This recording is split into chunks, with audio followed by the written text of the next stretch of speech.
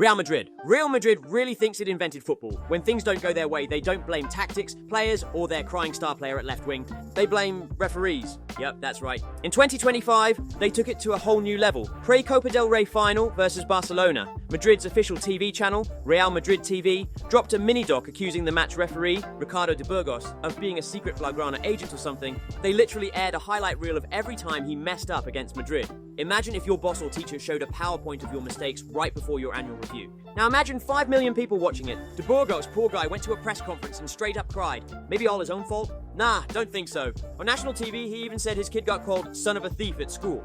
All because Real Madrid decided the best way to win a trophy was psychological warfare against the guy with the whistle. Smart, right? Madrid even pulled out of media duties before the final, like teenagers boycotting homework. They said the Spanish FA was hostile. Translation, they picked a ref who won't give us a soft penalty in the 89th minute. Then came the final, and guess what? Madrid got 3 red cards, including one for Rudiger for throwing an ice cube. And suddenly, big Real Madrid, the 14-time Champions League winners, looked less like a super club and more like your bitter uncle. Madrid tried geniusly to bully the officials, and instead they made one cry and still lost the game. Told you, quite genius. Serie A, in 1980, it was quite common for Lazio players to bet on their own matches. AC Milan even got relegated because players couldn't resist making a little side cash from gambling. But then there was one guy named Paolo Rossi. Boom, banned 2 years for match fixing. Imagine Harry Kane getting caught doing parlays on himself to miss penalties. And still being treated as a legend. Italy didn't care. At that time, clubs like Juventus and Milan were working referees like Tinder swipes. The refs knew where they were supposed to be and who they were supposed to let play. No one cared, basically. Everyone had a side hustle. The linesmen, probably part-time real estate agents, the referees, some of them were literally giving out their phone numbers to club executives. Italian football had one logical motto. If you ain't cheating, you ain't trying. Told you. Yet somehow, this all seemed nothing compared to 2006, where things did go a bit different. Serie A, but now in 2006. Luciano Moggi, Juventus' full-time manager and part-time control freak, basically treated Italian referees like chess pieces. No, seriously, he was recorded calling the head of referees and telling him which officials he wanted for Juve's games. Imagine Pep Guardiola calling up the FA and saying, yeah, don't give us Anthony Taylor again, nowadays not imaginable. Except then Moggi actually did it. They called it the SIM card operation. That's right, Moggi handed out burner phones to referees like it was Narcos or something. When the tapes dropped, when the whole house of cards collapsed, Juve fans responded like they just found out their club was running an underground casino. But everyone else was doing it too, they said. Exactly true. AC Milan, Fiorentina, Lazio, they were all nibbling at the corruption buffet. But Juventus, they were the chefs. They were running the kitchen. So the Italian FA had no choice. They stripped 2 league titles and they even kicked Juventus, the serial champions, down to Serie B. The same club that had Zambrotta, Buffon, Cannavaro, Del Piero, suddenly playing against teams with a few thousand seats. But Juve didn't die. They adapted. They came back up. They cleaned house. Sort of. They just swapped burner phones for PR managers. And Moggi, he got banned for life. But knowing Italy, he probably still knows a few people. The funniest thing of all is that Juve fans still chant 30 sul campo. We won 30 titles on the pitch. As if wiretaps and referee blacklists were just minor admin errors, right? Neymar to PSG. 222 million euros was the amount Paris paid for him. Not even including add-ons. Not structured over 6 years and paid up front. They were using money that basically came from a government. Just think about it. Qatar Airways, Ooredoo, Visit Qatar, sponsors all owned by the same people who own the club. So when UEFA asked, how are you affording this? PSG basically shrugged and said, oh, the money's around, kind of. Their official defense was, the money came from Neymar himself.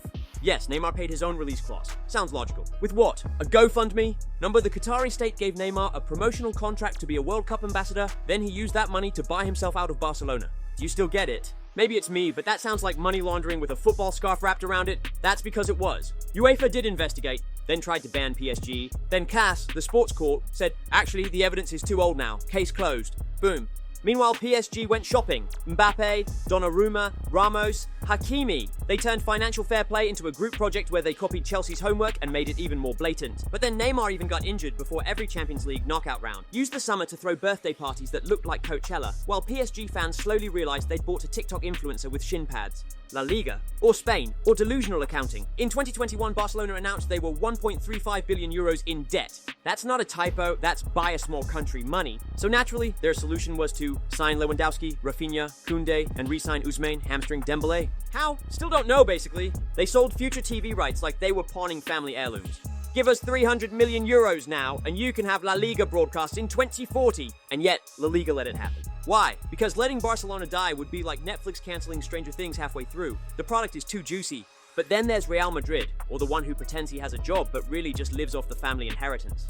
In 2011, Madrid sold some land to the city government in a shady little swap that was ruled illegal by the EU. Madrid got 20 million euros in public money to balance their books. You know who else got 20 million euros in public money that year? Yeah, not me either.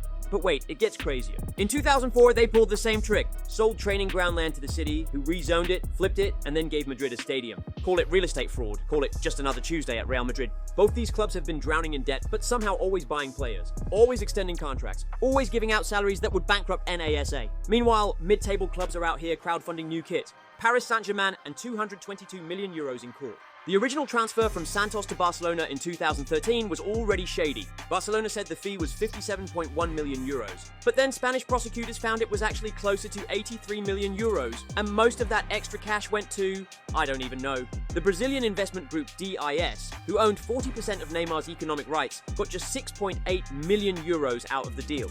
Imagine owning nearly half of Neymar and only getting paid like you sponsored a League 2 left-back. Naturally, they sued everyone. Neymar claimed he didn't know anything. Barca said, "We were misled." Santos acted like someone switched the paperwork mid-flight. All quite reasonable. Nah, don't think so. By 2022, the whole gang, Neymar, Neymar Sr., Barca ex-president, even some poor Santos reps, were back in court. And guess what? Everyone got acquitted. Nobody paid. Nobody got banned. The verdict? Technically not criminal. You know what that means? Morally bankrupt? Sure. Legally? Meh. It's like robbing a bank and the judge going, "Okay, but did you mean to commit fraud?" Meanwhile, Neymar kept doing his thing, basically getting injured on his sister's birthday. Barcelona is still paying the aftershocks, but hey, at least Neymar brought us that iconic remontada night in 2017. Just don't ask how much it really cost. Fake age kind of things. The absolute madman in this all was Carlos Kaiser, a Brazilian striker who conned his way into over 20 years of pro contracts without ever playing a single minute. Not one. Zero. How? He faked injuries, made fake phone calls in fake languages, and even got into fistfights with fans so coaches wouldn't sub him on. But then there's Ali Dia, Premier League icon. In 1996, this man told Southampton he was George Weah's cousin and had played for PSG and Senegal. No one checked. Yeah, not even joking. Their manager, Graham Souness, gave him a contract based on one phone call. Dia came on as a sub, looked like a Sunday League dad, and was subbed back off 14 minutes later, and never seen again. Such a legend if you ask me. In 2001, Juventus and Lazio players were caught with fake passports to get around non-EU player limits. Brazilian players magically became Uruguayan overnight. Juan Sebastian Veron was in the middle of this chaos too. But hey, Man United still paid £28 million for him, so who's the real scammer? This was really happening in Serie A, the Premier League, Champions League level football. So remember, everyone can play football, it only depends on what age you compare it with. Football agents. Yep, first there was Mino Raiola. Rest in peace, of course. But let's be honest, this man had more power than half the managers in Europe. Pogba, Haaland, Ibrahimovic, all dancing to the Raiola rhythm. And by rhythm, I mean €25 million commission fees. When Pogba moved to Manchester United in 2016, Raiola pocketed €25 million for himself. That's not an agent fee, that's a ransom note. Mino didn't just negotiate contracts, he negotiated careers, entire club strategies, souls if necessary. But then there's Jorge Mendes, basically Cristiano's agent or Minister of Finance. Mendes could sell you your own house at double the price. He's brokered so many deals with Wolves, it's basically Portugal B now. But none of them can top Pini Zahavi, the original super agent. This guy brokered the Chelsea takeover, convinced PSG to go full oil baron, and had a hand in so many weird deals that FIFA once called him morally questionable, which is football's way of saying criminal, but you can go on. Now enter the Super League, the worst idea since the foundation of Tottenham Hotspur. In 2021, Real Madrid, Barca, Juve, United, and some other rich crybabies tried to create a closed shop. No relegation, no competition, just weekly cash printing El Clásicos for streaming platforms and American hedge funds. It lasted just 48 hours. Why? Because the fans snapped. People actually took to the streets, protested outside stadiums, and burned club merch. It was like a football revolution, but with more bad chants. Florentino Perez called it saving football. It was really just protecting rich clubs from their own terrible spending habits. Basically a FIFA ultimate team for billionaires. The managers. Just trust me on this one. Jorge Jesus, the man who looks like your angry uncle and somehow coached Flamengo to Copa Libertadores glory. For years in Portugal, he proudly insisted on being called Mr., claiming he had the highest level UEFA Pro license. Turns out, he didn't. He never actually completed the UEFA Pro course. He was coaching top-flight Benfica games with paperwork more forged than a Sunday market Rolex, but hey, winning solves everything. So instead of a suspension, Portuguese authorities kinda ignored it. Even Antonio Conte, serial winner, tactical mastermind, but also former tax dodger. In 2017, Italian financial authorities investigated Conte for dodging taxes on image rights during his time at Chelsea. This is a classic manager move. Instead of getting paid directly, they channel the money through companies in low-tax jurisdictions. It's not just cheating, it's premium-tier tax gymnastics. He eventually settled, paid a fine, and walked away. But now, the most shocking one of all, Bielsa, the man who brings PowerPoint presentations to gunfights. But in 2019, while coaching Leeds United, he pulled a move straight out of the CIA playbook. He sent a staff member to spy on Derby County's training session. Yes, literally hid in the bushes with binoculars. When he got caught, the FA fined Leeds £200,000. But did Bielsa deny it? Number 2, he did a press conference with a projector and said, "What? Yeah, I do this all the time. I even have files on every team. Want to see?" He turned espionage into a lecture, and somehow, people respected it, kind of. Now, you can't talk fraud without Big Sam. In 2016, Sam Allardyce became England manager. A dream job, a legacy moment. He lasted 67 days. Why? Because he got filmed by undercover reporters trying to help a fake Far East company bend transfer rules for a £400,000 fee. In the video, he basically explained how to get around third-party ownership regulations like it was a cheat code in GTA. He wasn't charged, but he was immediately sacked. Because even the FA couldn't spin freelance transfer loophole consultant into a positive look at that. Now, Capello, who is one of the most financially adventurous of all. In 2008, while managing England, he was hit with allegations of tax evasion back in Italy. Unpaid amounts from image rights during his time with Juventus and Roma. Capello's defense, it was complicated, which is fraud speak for, I hope nobody would notice. Eventually, the charges fizzled out, because Italy, you know that one already.